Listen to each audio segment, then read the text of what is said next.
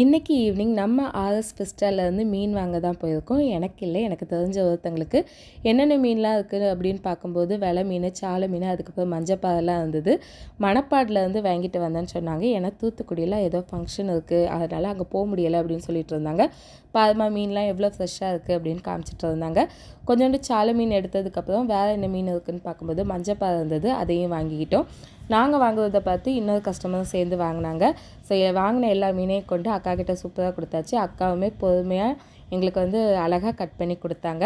இன்றைக்கி என்ன டின்னர்னா பார்க்க போகிறோம். இன்றைக்கி ரொம்ப ரொம்ப ஸ்பெஷலான டின்னர். நம்ம நாசரேத் திருமறையூரில் சர்ச் பிரதிஷ்டை நேற்று.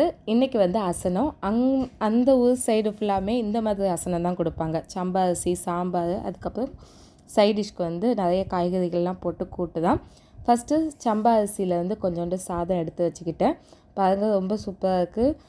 அந்த பிக் ஷாப்பில் ஃபுல்லாகவே ரைஸ் தான். அதுக்கப்புறம் இதுக்கு சைட் டிஷ்ஷாக என்ன கொண்டு வந்திருந்தாங்க அப்படின்னா, நிறைய கொண்டக்கடலை, காய்கறிகள், பருப்பு வகைகள் இது எல்லாமே போட்டு செமையாக பண்ண கூட்டு எனக்கு ரொம்ப பிடிக்காது. அதனால் மசாலாவும் கொண்டக்கடலையும் மட்டும் கொஞ்சோண்டு எடுத்துட்டேன். அதுக்கப்புறம் ஒரு பாத்திரம் நிறைய சாம்பார் எங்கள் அம்மா வாங்கிட்டு வந்தாங்க. அதையும் நல்லா கலக்கி அதில் கொஞ்சோண்டு சாம்பார் எடுத்து ஊற்றிக்கிட்டேன். ஸோ இந்த அசன சாப்பாடு ரொம்ப ரொம்ப ஃபேவரட்டான ஒன்று எனக்கு. டேஸ்ட்டுமே ரொம்ப சூப்பராக இருக்கும். நிறைய சாம்பார் ஊற்றி அந்த கூட்டோடு வச்சு சாப்பிடும்போது அவ்வளோ டேஸ்ட்டாக இருக்கும். உங்களுக்கு பிடிக்குமான்னு சொல்லுங்கள்.